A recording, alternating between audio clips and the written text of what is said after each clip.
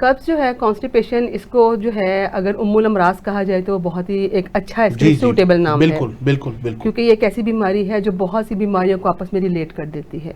ठीक है, अब हमारा चूंकि टॉपिक जो है वो कॉन्स्टिपेशन और पाइल्स इन दोनों के हवाले से है, तो ये दोनों चूंकि एक ही ट्रैक की, एक ही सिस्टम की बीमारियां हैं, उस लिहाज से इनमें बहुत सी रिजेबलेंस है। बिल्कुल सही। लेकिन दोनों बीमारियां एक दूसरे से बिल्कुल मुख्तलिफ भी हैं। बिल्कुल सही। रिलेट भी करती हैं आपस में और मुख्तलिफ भी हैं। बिल्कुल सही। अगर हम सिर्फ कॉन्स्टिपेशन की बात करें तो उसका जो है सिलसिला उसमें ये है कि जब एक आदमी कंप्लेन करता है हार्ड स्टूल की, कि उसको स्टूल पास करना जो है वो बहुत डिफिकल्ट हो रहा है, ठीक है, तो उसको हम सिंपल कॉन्स्टिपेशन के अंदर कंसीडर करते हैं कि ये कब्ज है।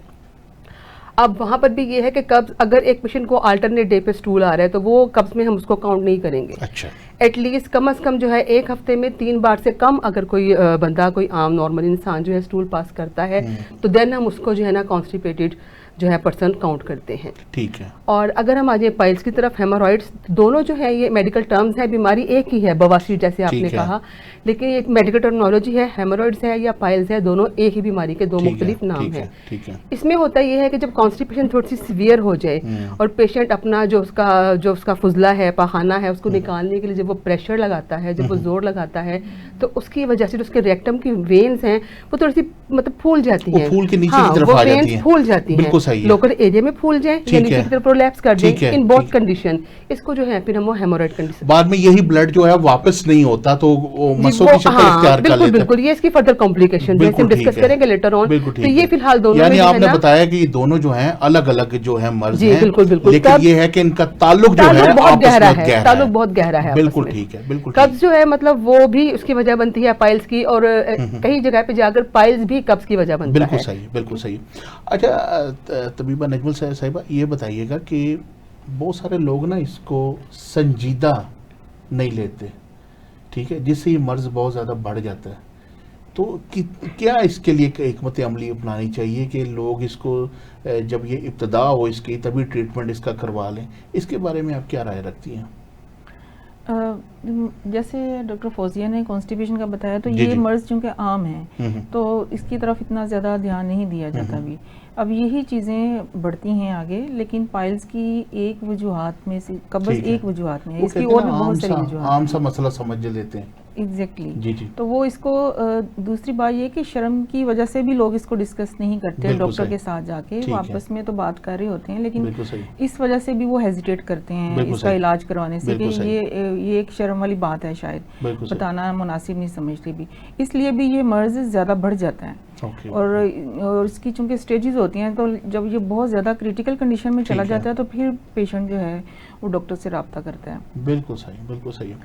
अच्छा डॉक्टर, वो आप ये बताइएगा कि आप माशाल्लाह ग़िज़ा से इलाज करती हैं, और ग़िज़ा जो होती है हमारे जिस्म में बड़ा अहम किरदार अदा करती है, क्योंकि जितनी बीमारियां पैदा होती हैं वो डाइट की उसमें एक बड़ा किरदार होता है, ठीक है, सेहतयाबी में भी और बीमारी में भी।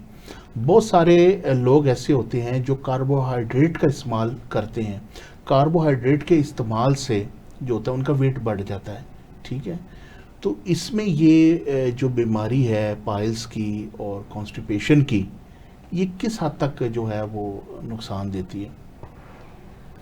मोस्टली 20% में फाइबर कम लेते हैं लोग। फाइबर यानी लेनी ज़रूरी होती है ना इसके अंदर? जी, फाइबर लेनी ज़रूरी होती है। जब फाइबर नहीं लेते तो हमारे वो उसमें कॉन्स्टिपेशन होने लग जाती है, उसमें हमारी कॉन्स्टिपेशन की वजह से हमारे आंतों पे दबाव पड़ता है, जिसमें हमारा बूवल मूवमेंट ठीक नहीं होता, जिसकी वजह से हमारा पखाना स्टक हो जाता है और वो बाहर स्क्रीट आउट नहीं होता, बिल्कुल सही है, पास आउट नहीं होता बॉडी से, जिसकी वजह से वो पर्सन को पाइल्स होता है, बवासीर होने की प्रॉब्लम होती है, कॉन्स्टिपेशन होने की प्रॉब्लम होती है, और उनकी वजह से उनकी आंतें सूज जाती हैं, सोजिश हो जाती है उसमें, जिसकी वजह से जलन की बाइस उनको काफ़ी प्रॉब्लम रहती है। बिल्कुल सही है, बिल्कुल सही। यानी आप कहना चाह रही हैं कि इस कंडीशन के अंदर फाइबर का इस्तेमाल जो है बहुत ज़्यादा फ़ायदेमंद है। अगर फाइबर इस्तेमाल करेंगे तो इसमें जो है इस मर्ज से काफ़ी हद तक जो है डाइट के जरिए निजात मिल सकती है। जब हम कार्ब्स वगैरह ज़्यादा लेते हैं तो हमारा फाइबर का कंटेंट कम होता है, उससे हमारी चिकनाई से हमारी बॉडी में हमारी बूवल मूवमेंट भी ख़राब होती है।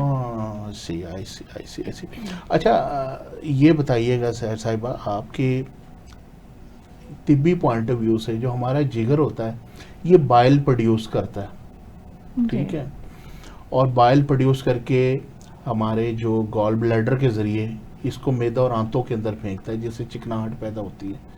तो जिगर का भी इसके अंदर जो है कितना रोल है, इसको ज़रा थोड़ा सा ज़रा हमारे नाजरीन को बताइएगा। मेन वजह अगर कॉन्स्टिपेशन की देखी जाए तो उसके पीछे लीवर ही काम कर रहा होता अच्छा है। अगर लीवर डिसफंक्शन है या स्लगिश है या फैटी लीवर है या उसके फंक्शंस में डिस्टरबेंस आ गई है या स्ट्रेस लेवल आपका बहुत ज़्यादा रह रहा है या आप चिकनाइयाँ ज़्यादा खा रहे हैं और उसको कंज्यूम कम कर रहे हैं, बॉडी को हरकत नहीं दे रहे हैं, तो इन बहुत सारी वजूहात के साथ अगर मिर्च मसाला ज़्यादा इस्तेमाल किए जा रहे हैं, आपकी रात की नींद बेहतर नहीं है, रातों को आप जाग रहे हैं और जिगर को आप डिटॉक्सिफिकेशन का टाइम नहीं दे रहे हैं, बिल्कुल सही। तो फिर ये बहुत सारी चीज़ों को लीड करती है कॉन्स्टिपेशन की शक्ल में, और कॉन्स्टिपेशन फिर बाद में पाइल्स को भी लेके जाती है। बिल्कुल सही। और इसके पीछे मेन वजह हमारा लीवर होता है। लीवर होता है, या जब इसका मेटाबॉलिज्म जो होता है, जब इसका वर्क नहीं करता भी उस वजह से भी ये आती है, उसका अमल सुस्त हो जाता है। आपने जैसे अभी बच्चों की बात की थी कि कॉन्स्टिपेशन बच्चों में भी होती है, तो मेन वजह उसकी भी यही होती है कि उनका लीवर ठीक से काम नहीं कर रहा होता।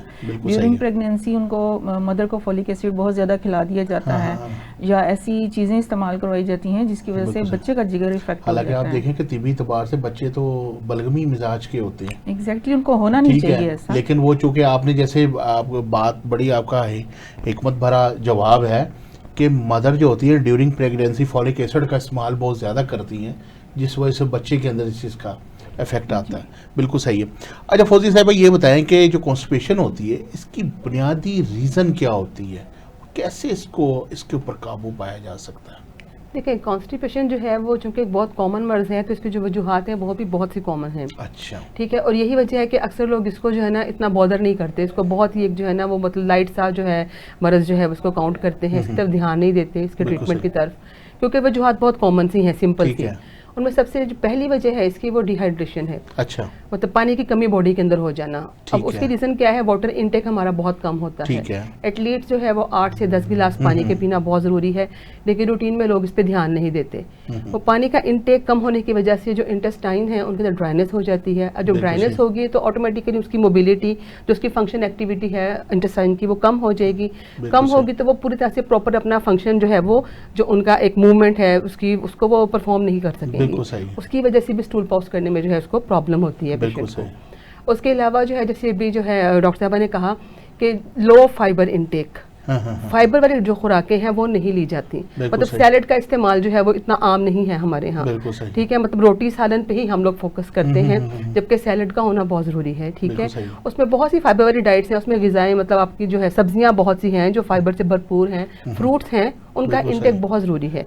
खीरा है, सेब है, अमरूद है, नाशपाती है, मतलब इस तरह से बहुत सी चीज़ें हैं, उनका इंटेक करें ताकि फाइबर ज़्यादा प्रोड्यूस हो बॉडी के अंदर। जितना ज़्यादा कंटेंट फाइबर का होगा उतना ही आप कॉन्स्टिपेशन से दूर रहेंगे। बिल्कुल सही, ठीक है। उसके बाद थर्ड पे आ जाती है आपके सीडेंटरी हैबिट्स। जिन फीमेल्स में या मेल्स में या बच्चों में सीडेंटरी हैबिट्स हैं, बैठे रहना, स्लगिशनेस, सुस्ती, उठ के भाग भाग के एक्टिविटीज परफॉर्म ना करना, काम ना करना, या जो वो लोग हैं जो बैठ के ज्यादा देर काम करते हैं, अच्छा, ये भी बहुत बड़ी वजह बनती है कब्ज की। उसके अलावा लो एक्सरसाइज पे भी हम लोग ध्यान नहीं देते।